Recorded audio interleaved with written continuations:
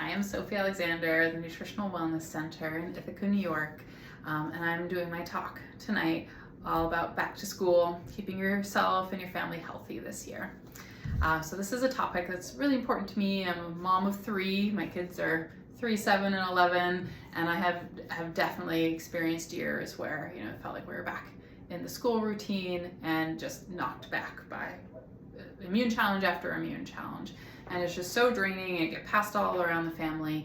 And I witness this a lot with clients too. And so I want to share this information not only for you to feel empowered about tools that you can use to help acutely support the body and address immune challenges, but also to help build the body up so it's struggling less frequently, and to understand the phenomenon that's going on so that you can help to shift and change that as well. So before I launch into it, I first want to start talking about a different take on immunity. So most people are familiar with germ theory, right? But there is another theory that I think is really important for us to understand. It's the terrain theory, put together by a French biological scientist who is best known for his breakthroughs in applied organic chemistry. And so terrain theory is the theory that if the body and the organs are in balance and properly functioning, they'll be healthy and able to heal and repair themselves. Germ theory is the theory that diseases are caused by the invasion of harmful microorganisms, organisms too small to be seen except through a microscope, and the remedy is eradicating those microorganisms. So the human body is a complex system of organs and tissues, bodily fluids and energy. All of them are coordinated to help us live and be healthy. A healthy body allows you to do what you want, right? And a sick body, of course, gets in the way of you doing all these things that you're living a happy, healthy life. So in the current estimate from the scientific community, we have in our bodies on a regular basis 50 trillion human cells, 39 trillion bacteria, and 3 quadrillion viruses. So this creates tremendous interaction and activity within our bodies that must be balanced, working in harmony, and nourished as much as possible. So a terrain theory angle on things indicates that a person will be healthy and well if the body is healthy and balanced. And conversely, an imbalance of bacteria and other microorganisms, their overgrowth, is a cause for illness and directly affects how germs will influence a person in his environment. And I find that this is just so important in how I look at immunity with clients and with my children, because I'm interested in what's throwing off their terrain, right? What is impacting their body. An unhealthy body, I find, creates an environment that attracts germs and toxins, leads to a cycle of poor health, and ultimately disease and various stages of illness, whether that's mild or whether that's severe. And in contrast, a healthy body will repel germs, other toxins, and remain fit and vital in all environments, depending, how, and no matter what they're exposed to. That's what I was gonna say. We know that a body, even a healthy one, right, can be poisoned, can become severely sick, say an example like arsenic poisoning. So I really see, and I see this so much with my work in nutrition response testing, that it's the overload of harmful chemicals and other toxicants surrounding us. That's pesticides, it's herbicides, it's insecticides, it's fragrances, are constantly affecting our health. And I see a lot of patterns of mold toxicity too with the school buildings and school systems. So teachers going back to school, get sick because of the mold in the buildings. The kids going back to school get sick because of the poor air quality in the building. And that's what's triggering more of an immune response than just everybody suddenly getting all together and sharing germs. So it's really huge that we address the toxicity exposures because that's what just keeps filling everybody's cup until our bodies are overwhelmed and overloaded. And because our fat cells particularly and other tissues really store these chemicals in our bodies. So a huge approach to staying healthy and well during this season is making sure that the body is able to handle what it's exposed to, and that it's the important detoxification system, especially the liver, are well supported, so that person goes back into that higher mold environment. You don't just immediately get knocked down and start getting sick. Another huge thing about kids and health and immune system is the amount of sugar children eat, right? So consuming excessive amounts of sugar really does harm the immune system. And modern diets are laden with hidden sugars, especially in processed foods, and they're all done to target kids, right? And these sugars, they lead to obesity, they lead to diabetes, they affect mental health. And I find it's really crucial to eliminate the refined sugars and carbohydrates and replace them with healthier alternatives. And this just really creates a resiliency in the body, so it's less susceptible to getting sick. Sugar inhibits the function of white blood cells, which are critical to our body's defenses against bacteria and viruses. And a diet high in sugar can reduce the ability of these cells to combat anything that is trying to address such pathogens, and make kids more susceptible to getting sick. And sugar really messes with the gut microbiome, and which has a huge immune component. I mean, that's a whole nother talk. So I really find across the board, reducing sugar helps enhance the body's ability to fight disease and remain well. So it's a slow change, especially if you have kids that are really used to, white flours and snacks and treats with a lot of added sugar. Slowly switching to more organic, sprouted, whole grains that are take longer and slower to digest can be a good step. Doing more organic, low glycemic fruits, which are more like your berries and apples, versus lots of little gummy mango or banana, right, which are higher glycemic fruits. These are things that just taste good and help provide kids with energy and don't provide the same sugar spike. So a good first place to start can be, if your child's used to having white bread, switching them to an organic sprouted bread. And if kids are used to having juices or gummies or added treats with a lot of added sugar, that switching them to fruit, especially low glycemic fruit, would be a better option.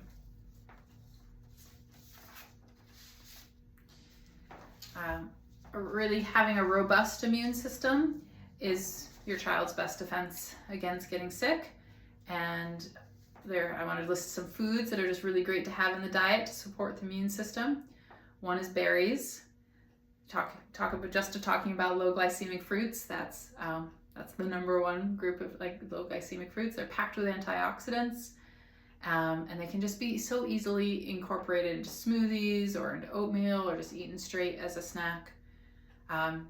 Spinach is a great thing to have your children eat too, because it contains vitamin C and calcium. I find it's one of those ones that, because it cooks up so quickly, it can hide better in things, right? You can hide it in meatballs, or you can hide it in a pasta dish, or you can, again, blend it into a smoothie.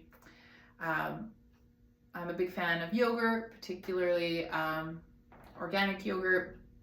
And I'm talking about plain yogurt that you add your own things to make it delicious, not a lot of the prepackaged yogurts that have a lot of added sugar. So it's great if you can add your own vanilla, or you add your own maple syrup, or you add your own berries. The sugar contents can be way lower than you buy a tub with the added cane sugar and usually the fruit sugar. But it just be a yummy way to eat fruit, right? It supports gut health, there's so much of our immune system is in our gut. I'm a big fan of broccoli. It's rich in vitamin C and A and E and fiber, so that's a great immune booster as well. And again, I think it's more friendly and tolerated. My kids like to think of it as trees and bite the leaves off the top. And then almonds are packed with vitamin E and healthy fats, also great support for our immune system. And I think they can just, yeah, that can be a yummy, crunchy snack.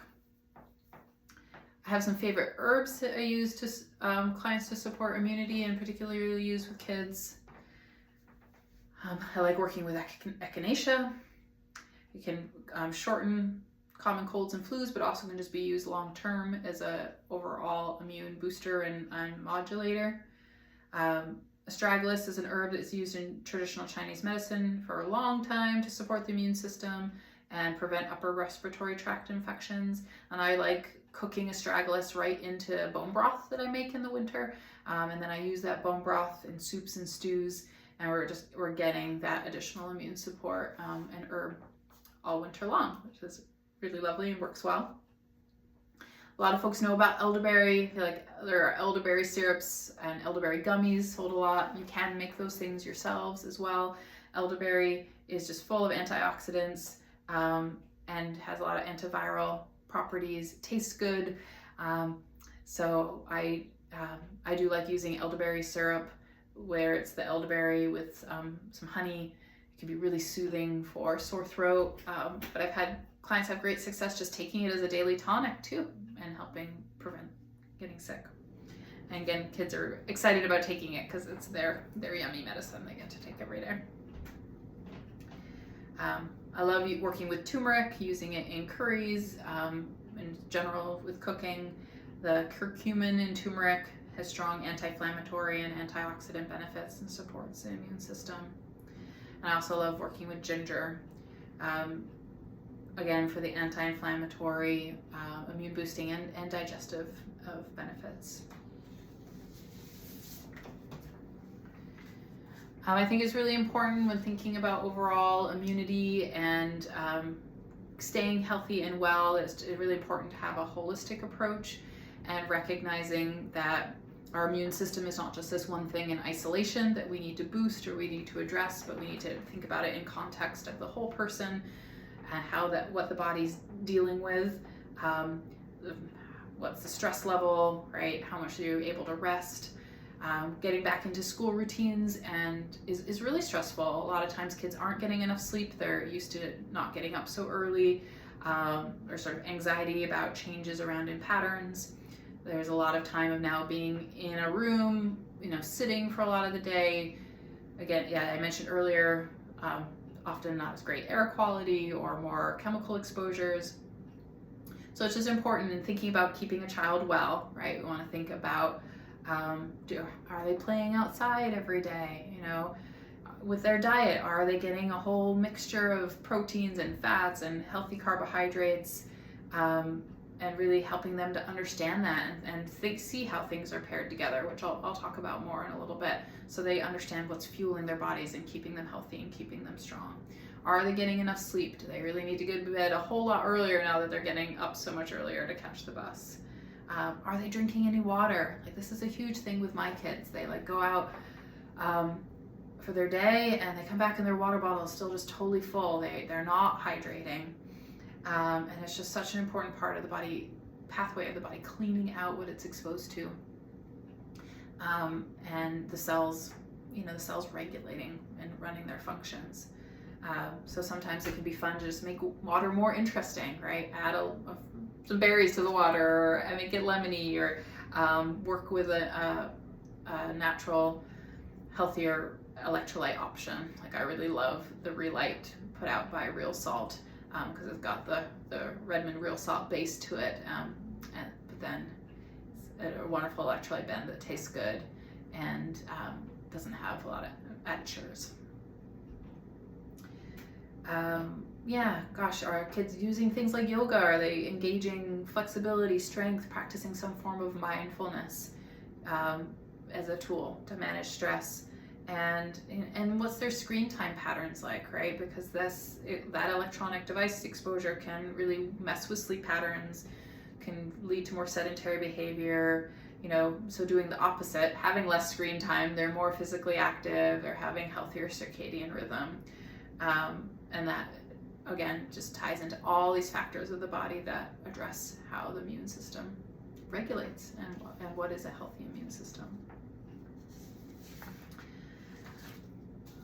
All right, but I'd love to talk about just some practical tools as well.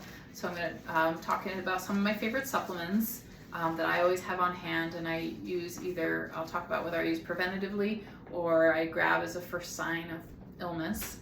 And then I'd love to talk about some more tools for a balanced diet and packing lunches, which is, the bane of my existence. I hate packing lunches, but it's really important to have a diversity of options in there. So we'll go through some of the things that I find work well.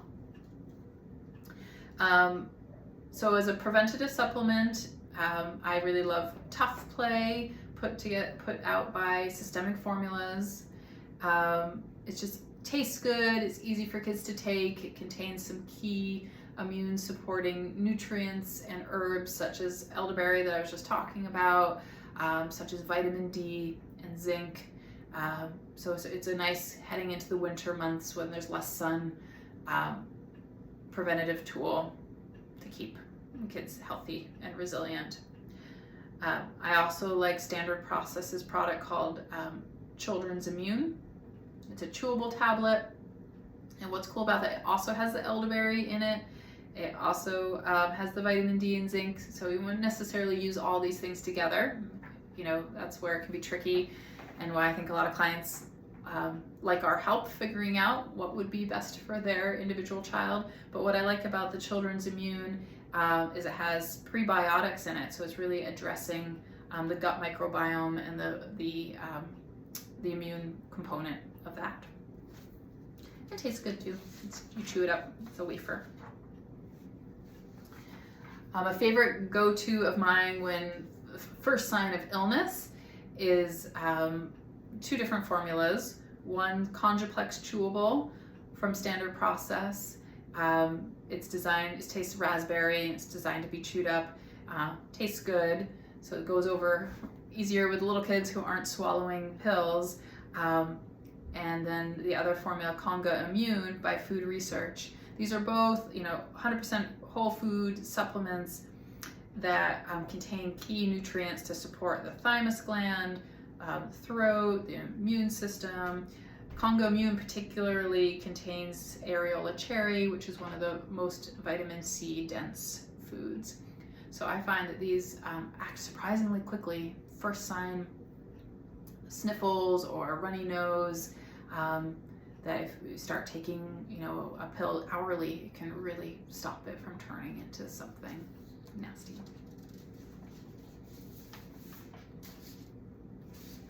And a big part of supporting the immune system too is supporting essential fatty acid balance in the body, and that's where fish oils can really shine.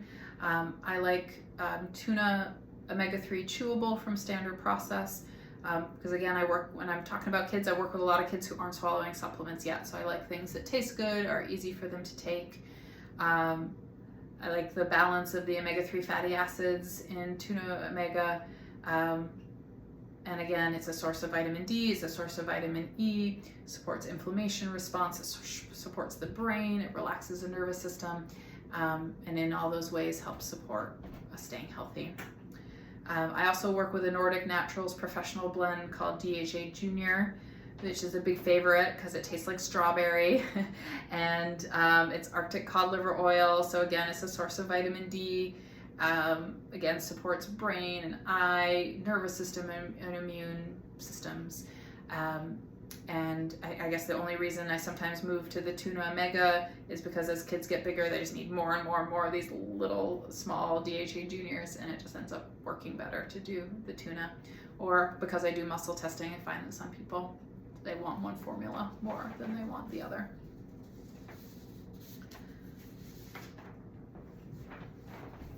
All right, so those are some of my favorite supplements. And never hesitate to contact the office, whether you want to get access to these, we want to understand them better, if you want to consult about what might be best for you and your family. I couldn't live or have my kids without them. Like, they're really my go-tos for how I keep them well. I don't ever find I need to take my kids to the doctor because between how they're nourished with their diet and then how they're supported with key supplementation, if they get sick, they move through it quickly, and there's nothing Thank goodness there's not been anything severe. All right, so now let's move into my favorite topic, as I was saying, lunches. Oh gosh, I'm always brainstorming ways to make this more exciting, easier, and a big part of that I'm finding is my children's own engagement, right? My eldest really now wants to have a lot of input about what's put into her lunches. She's 11, and if I pack something she's not excited about, she won't eat it. And she gets sick of just having the same thing pretty regularly. So with her, we have to have a conversation about it. We have to have a plan for the week or talk about it the night before. And I particularly keep asking for her help. You know, she's old enough to be doing it really entirely herself if she would. Whereas the littler ones, like in my family at least, they're more routine oriented. You know, if I found a few key things that I know they really like, I just sort of rotate through those, and they're constantly excited just by unpacking it. But yeah, really, a big philosophy of mine is keep it simple. You really want to be able to throw it together.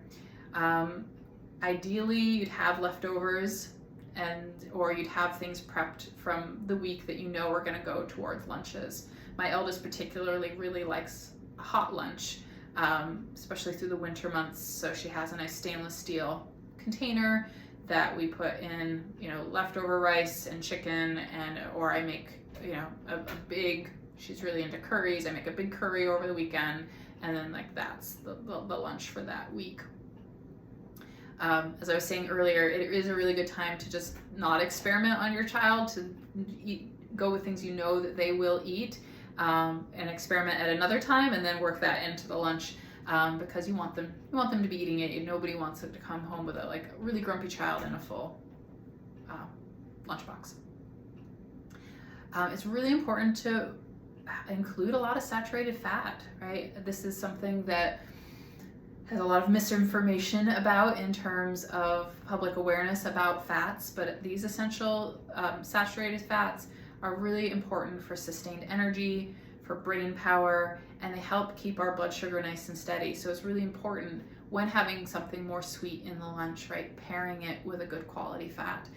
It slows down the absorption of those sugars and helps with all the vitamin and mineral absorption from those foods. So please don't be shy. Use butter, use whole fat milk and yogurt and cheese, use bacon, use avocado and nuts. They are all your lunch's secret weapons, right? To really help the food stick with your child and have it last. So yeah, I really try to avoid and have people stay away from the pre-packaged stuff for lunches, right? Packages of crackers or chips or cookies, even if they say organic or they say all natural. I'm a bigger fan of just send whole fruit in the lunch. Though one prepackaged thing I do really like is dried seaweed. It can be just crunchy and yummy, and can be an alternative to those other types of food. I already mentioned, right, how the stainless steel lunch containers can be really good. They really keep, well, I was mentioning my daughter's thermos actually, but there are a lot of wonderful options now for lunch containers. The stainless steel ones are fun because they have all these different compartments that keep the foods separate, and it just minimizes waste. And just you make sure you have just your go-tos on hand for your week, whether that's, you always know you're going to want carrots in the lunch, or you always know that your child's going to want an almond butter sandwich with honey. Well then, okay, have all those things on hand. But some classic alternative sandwich options can be like salmon salad, egg salad, a meatloaf, or roast chicken, having that with raw cheese, and then even additional mayo, right? So all adds fat and nutrients. If your kid's used to more traditional breads, then you can use sprouted grain or traditional, like a sourdough bread. If your kids are a bit more like mine, where they don't eat much bread, I like to wrap the kids' salmon salad in the seaweed snacks, right? And then it has a vehicle for delivery, and it's crunchy, and it's a really yummy combo. Or there's a bread sold locally at our local co-op. It's all made out of navy beans, and we use that sometimes too.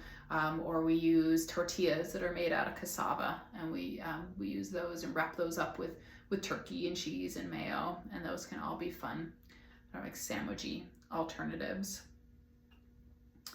And I often find, especially if your kid's not like a huge fan of veggies, if you provide something for it to get dipped in, it just changes it dramatically, right? So if they don't usually eat celery sticks or pepper sticks or carrot sticks, but then you give them a hummus, or you give them a dressing to dip it into, or you give it some kind of yogurt, they love it. So the big warning with those is prepackaged hummuses and salad dressings so often have soy oil in them. And so you just have to be an avid label reader. There are definitely brands that have olive oil or have avocado oil, but you want to stay way away from the soy oil. All right, I think that's everything I wanted to share with you this evening. I really believe strongly that as parents, our role, extends beyond providing just these nutritious meals, right? We're just working to foster an environment that promotes holistic health, supports mental health, emotional health, physical well-being. But I hope you find with some of these tools today that you have more tools at your arsenal just to support your children to be on a path of lifelong health and happiness. All right. Thank you for joining me this evening, and please reach out if you have any questions or if I can help in any way that I can.